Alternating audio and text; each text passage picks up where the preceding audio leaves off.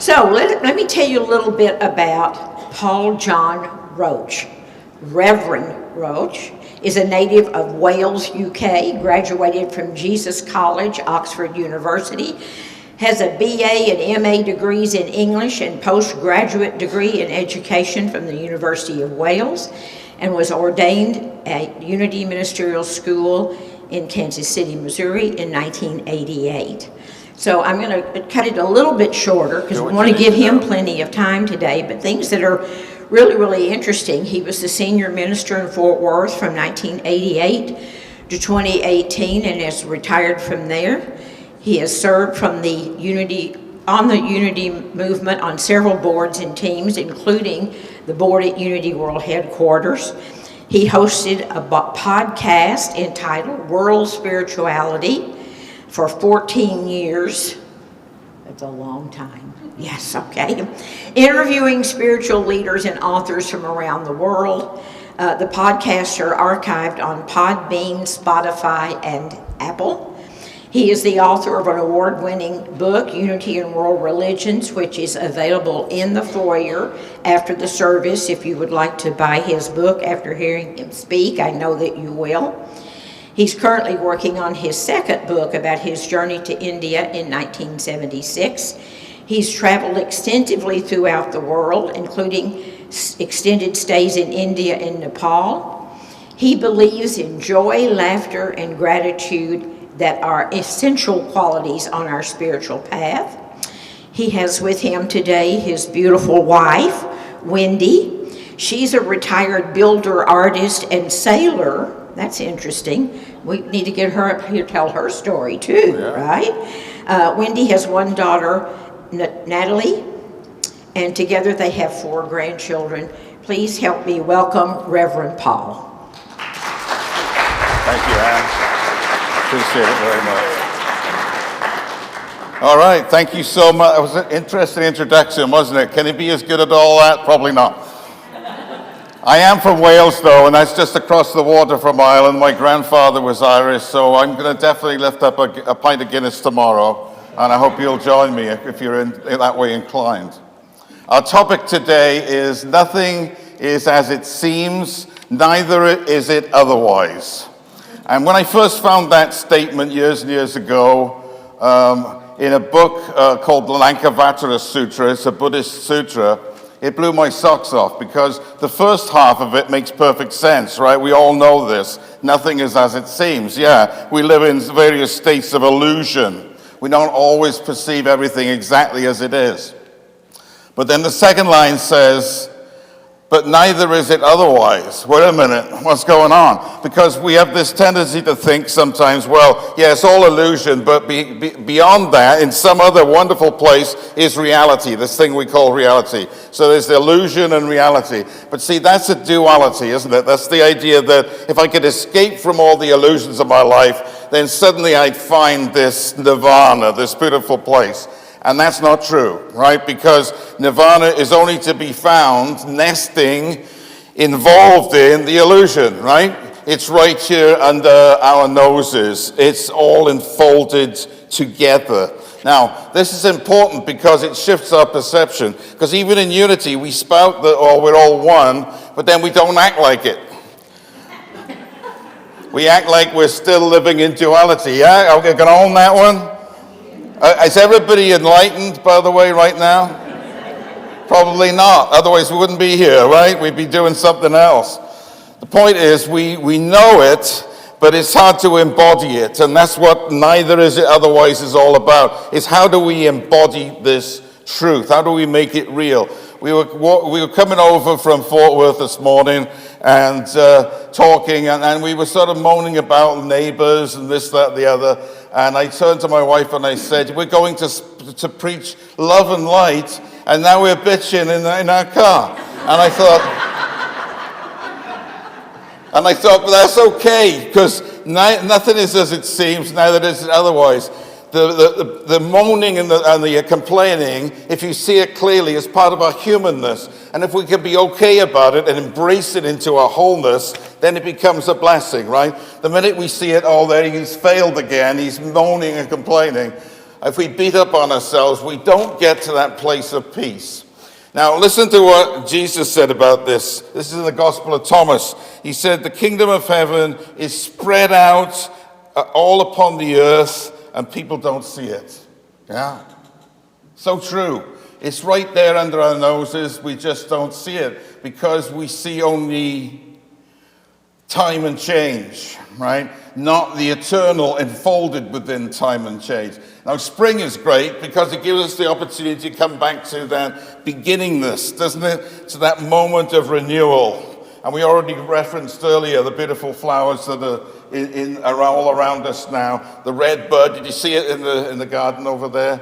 Terrific, isn't it? It gives us an opportunity to remember that the kingdom of heaven is spread out all over the earth. It's all here, right now. Yeah? All here, right, and you are all here right now. Every part of you, your messy bits and your joyous bits, and they're all expressing this wonderful wholeness that we are in truth. Catherine Ingram was a spiritual teacher, is a spiritual teacher, who went to India when she was young and was influenced by a man named Papaji. She came back and began teaching, and I love her teachings. They're very gentle, but they're very strong and powerful. And she says this, she says, embodiment, in other words, us, manifestation, the things that exist in the physical, embodiment is not a contradiction with divinity. It is divinity's explicit expression. Now, that's a wow moment for me, because what it's saying is, it's not like I have to escape from all my nastiness and all my illusion. No, I have to embrace it fully, right? Embodiment is not a contradiction of divinity. It is divinity's explicit expression.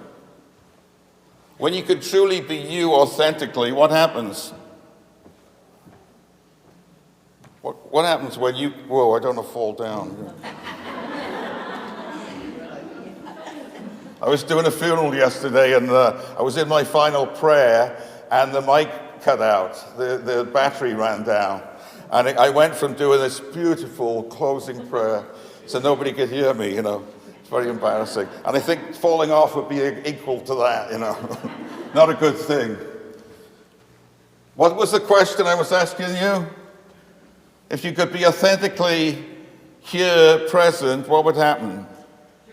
Joy! Yes, thank you. You would burst into flames, wouldn't you? You'd be joyous, right? We'd remember who we are at all times, which is joyous.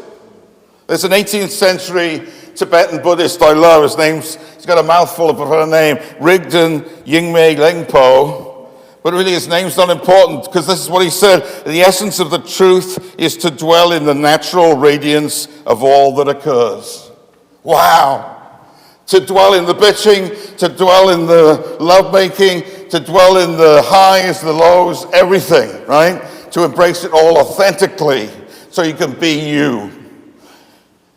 The Pharisees came to Jesus and said, listen, the guy before you, John the Baptist, he didn't eat anything. He was a proper guy. He was an ascetic. You come like a drunkard and a glutton. And Jesus said, yeah, what about it? In other words, I'm enjoying my life. It's okay. I was watching a video of Jim Carrey. You're familiar with him? The other day, and Jim has been studying Eckhart Tolle, the power of now, and he was saying one morning he woke up and he had a breakthrough. He didn't just know about the truth, he recognized the truth in fullness within its own being. He recognized that we're all one, that there's no boundaries, that there's no separation, and it felt joyous. That's like we're talking about now, and it was wondrous. And then it went away, and he's been searching for it ever since. Now, see, that's sad, isn't it? We get a breakthrough, and then we lose it again, right? Yeah? It's hard. I was in church ministry for 30 years, and we were still working on the same stuff we started 30 years ago. Because it's not easy to unlearn, is it? It's not easy to get back to the authentic, basic integrity of our lives, yeah? Help me here. Yeah, it's not easy. Thank you. Okay, good. I can continue my sermon now. Why is it not easy? What do we do? I think we see things in relational terms, right? We see light and dark. We say them and us. We see Republican and Democrat. We see the things that I want in my life and the things I want to resist, right? Everything's in terms of dualisms. And as long as we're living in those dualistic terms, we can never be free, right? Because we're living in illusion, we're not living in embrace. And again, that's why this statement is so powerful. Nothing is as it seems, but it's neither is it otherwise. Don't chase after something thinking, if only I could be filled with light and love all the time, wouldn't life be great? No, it wouldn't, because it wouldn't be life, right? Life is all. Life is a smorgasbord of everything. That's the way God made it. Do you ever wonder why God allows things to happen? Why does God allow bad things to happen? Well, God doesn't allow bad things to happen. God allows, and allows us to go on a journey. We can screw up as much as we want. God doesn't say, no, you can't. But God loves it, I think, when we recognize the truth and come home to the real embrace of just being present to what is, yeah? It's hard, though. When I was young, I thought one day I'll become enlightened, and I'd read or go to visit people who were enlightened, and I think, wow, maybe one day I'll be like them. Wonder what I have to do, to become enlightened. And then halfway through the years, I started laughing about that because I realized what an illusion that is. Because what am I doing when I'm saying one day I might be enlightened? I am putting it off in time, right? And there's no time or space to this truth, is there? It is now. It is not a question of when I'm perfect, then I'll get it. Because I'll never be perfect. And a lot of churches teach that one day, when you die, you're going to have your blessed reward in heaven, right? But what did Jesus say? We just read it. The kingdom of heaven is spread out over the earth. You don't have to wait till you die. And yet we still act like that, it's going to come in tomorrow. Dogen was a great Zen teacher. He wrote this. He says, the Buddha way, or you could say the Christ way, or the true way, is basically leaping clear of the many and the one. Leaping clear of the many and the one. Not God intoxicated in the sense all you can think about is God. Not lost in the world, but embracing both. Seeing both involved. That God is involved in the intimate details of our lives. Quantum mechanics is telling us this. Anybody a student of quantum physics will love it. Yeah, I love reading books on quantum physics. And there's something called Schrodinger's cat. Have anybody come across that one? I'll just do brief. It's a thought experiment, basically. It's almost 100 years old now. And Schrodinger came up with this thought experiment, right, to describe the nature of particles and waves. Are you a particle or are you a wave? What's the answer? Yes. And no at the same time. We are both and. They're superpositions. They're involved together. It's very much like the truth we're talking about here, right? It's neither is it otherwise. It's both contained. So he made this thought experiment where put a little cat in a box, sealed it in a box. In the box there's a pill, a poison pill, and the pill is okay as long as it doesn't open up and fill the canister with poison and kill the cat. But you don't know when the pill's going to explode, right? Because there's some mechanism that's controlling that. So you can't see the cat. Now, please don't do this, by the way. This is just a thought experiment, okay? We're not actually putting no animals were killed in the teaching of this story. So the question is the cat alive or dead? Because you don't know, because you can't see in the box. There's a possibility the poison could have escaped as a result of whatever happened in the box, and the cat's dead. On the other hand, it could not have escaped, and the cat is still alive. So what's the answer? Is the cat alive or dead? And of course the answer is yes, right? It is both alive and dead. That is the nature of the universe. they're both happening at the same time. In fact, there's way more weirdness to quantum physics than that, but that's a pretty cool one. And it's the idea that we rest in those apparent paradoxes, right? And when we can rest in and embrace the seeming paradoxes of life, then life becomes very fascinating and interesting. Because we find that when it is our time to be a particle, we can be a particle, and when it is our time to be a wave, we can be a wave, right? There's times when you stand up. Have you ever done this? When the time has come and I'm standing up for what's right, you become that particle at that moment. Other times, let's relax and you flow. So it's both and. And when we're wise, when we rest in this both and consciousness, then we know how to act on any given time, any given moment. Longchenpa.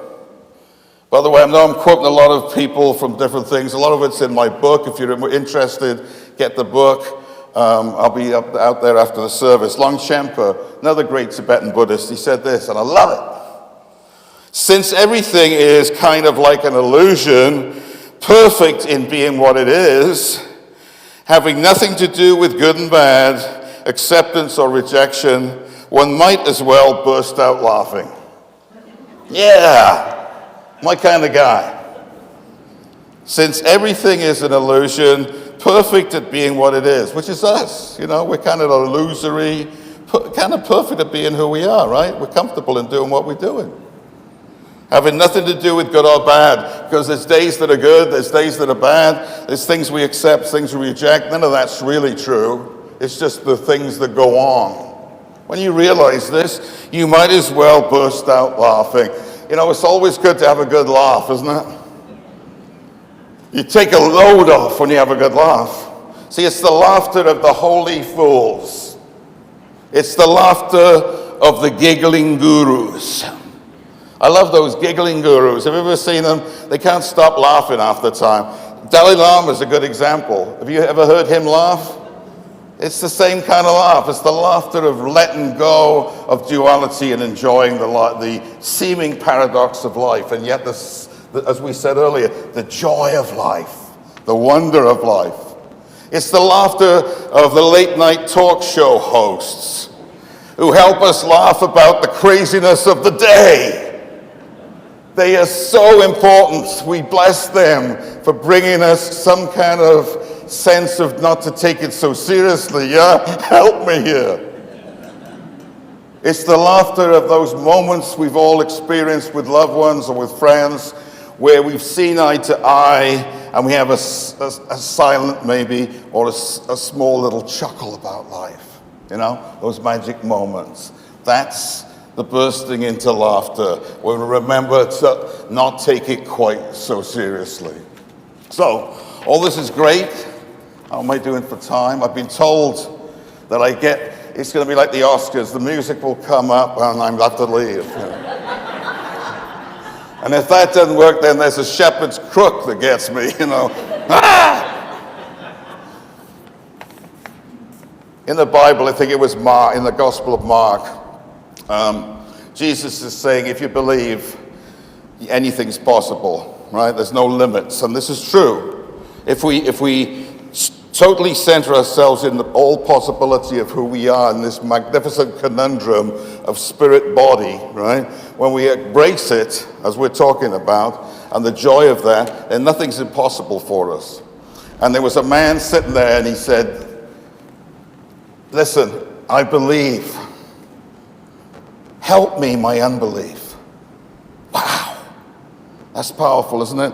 See, he believed, yeah, I know you're right, but I don't always live from that. I'm afraid, I need help with how to live from that unsullied, free, boundless life. So I offer up 5 things here.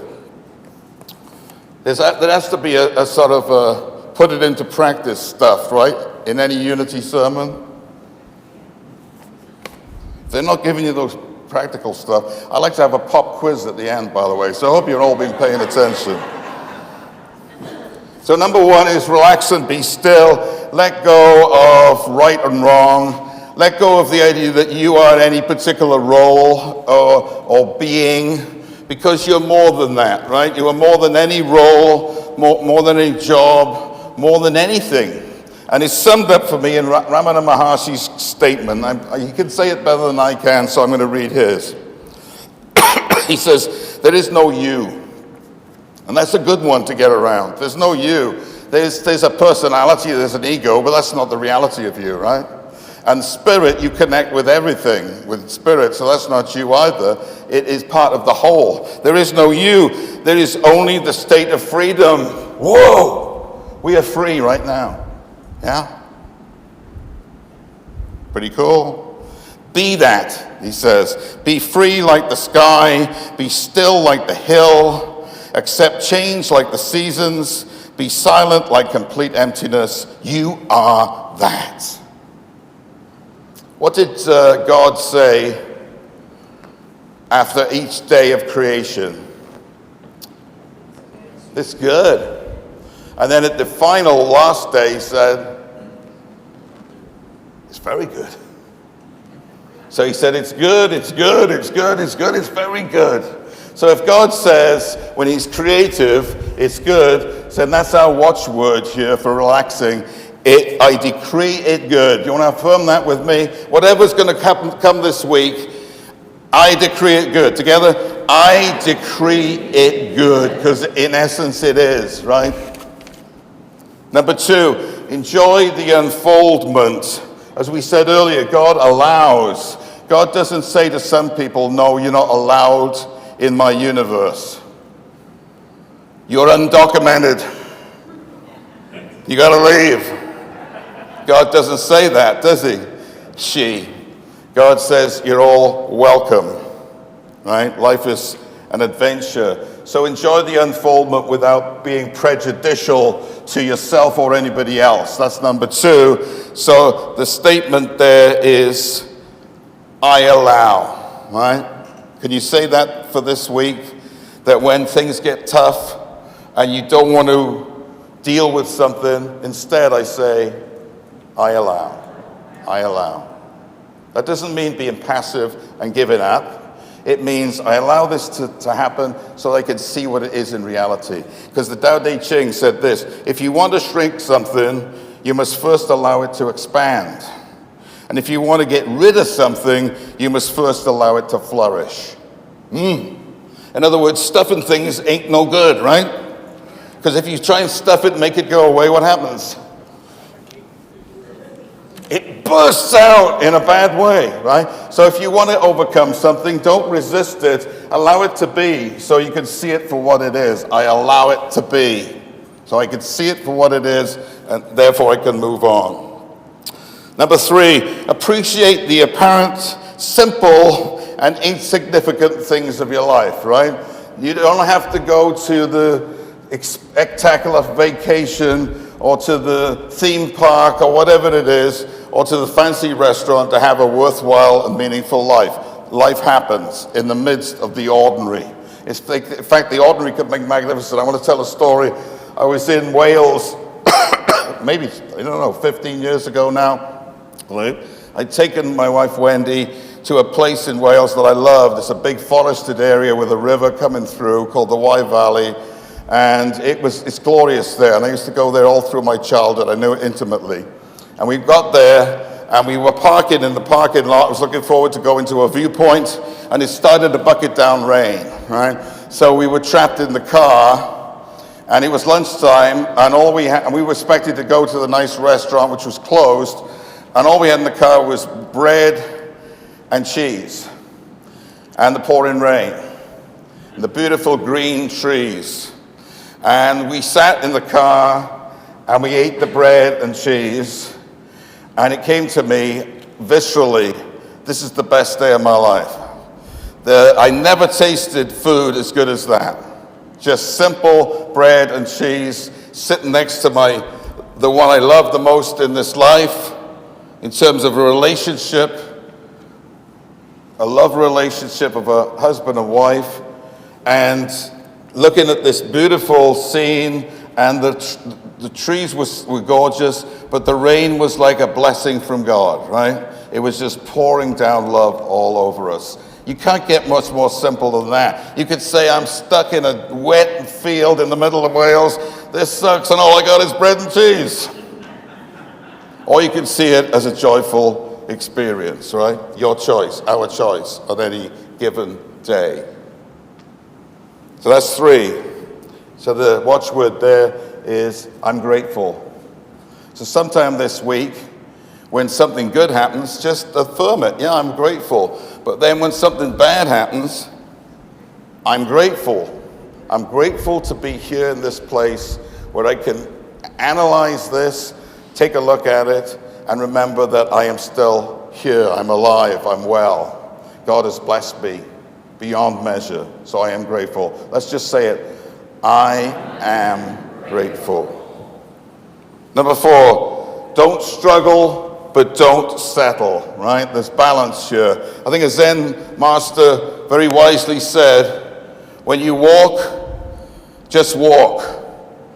When you sit, just sit. Above all, don't wobble. Do what you do. Just don't wobble around, enjoy. Whatever's yours to do at that given time, just do it. Be balanced. It's my favorite quote by Charles Fillmore, co-founder of Unity. It's all about balance. I am centered and poised, you know it. I am centered and poised in the Christ Spirit. Nothing could disturb the calm peace of my soul. I use that over and over, and it brings me to centered peace every time. It's a powerful affirmation, one of the most powerful, I think. I am centered and poised. Should we do it? I am centered and poised in the Christ Spirit. Nothing can disturb the calm peace of my soul, because I remember who I am, right? And I embrace everything into that wholeness, into that oneness. Number 5, discover the endless power of empathy and compassion.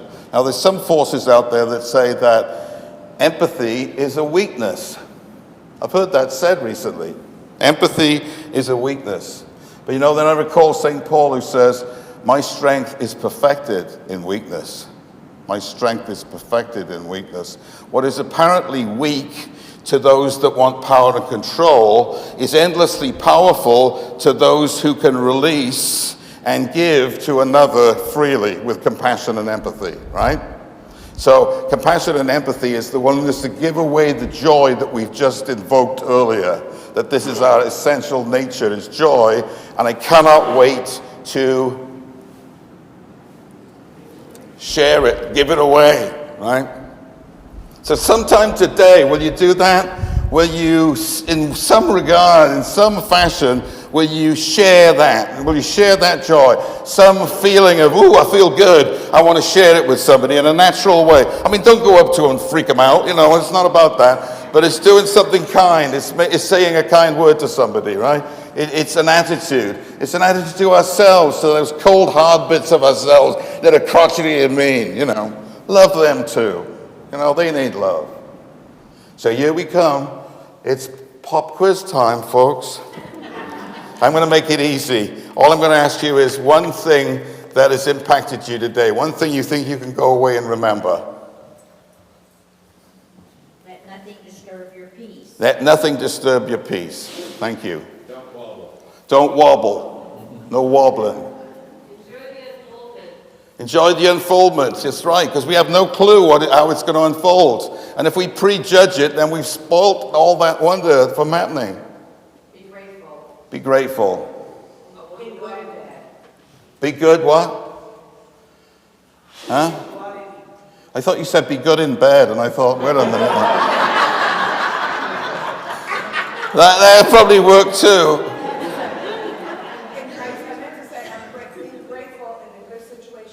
Yeah, there you go. Bad, yes. In both. Allow. Man, we got a lot to work with, don't we? We've got a lot of good things to embody into our life this week. Thank you so much for being here today.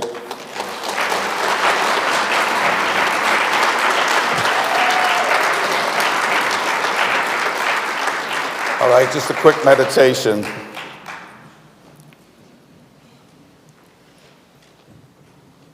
G said, when asked what is the secret of the universe, he said, be quiet. And really that is so true. The Bible says it, be still. Jesus says it, peace, be still. Charles Fillmore and Myrtle Fillmore talked about entering the silence, that place of peace and stillness that is always available to us.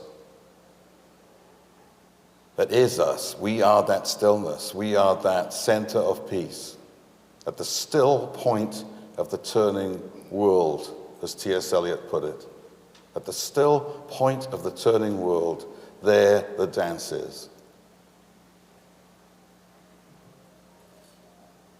So we give ourselves that gift in this moment and in varying moments throughout the week. This gift of simply being still and remembering who we are.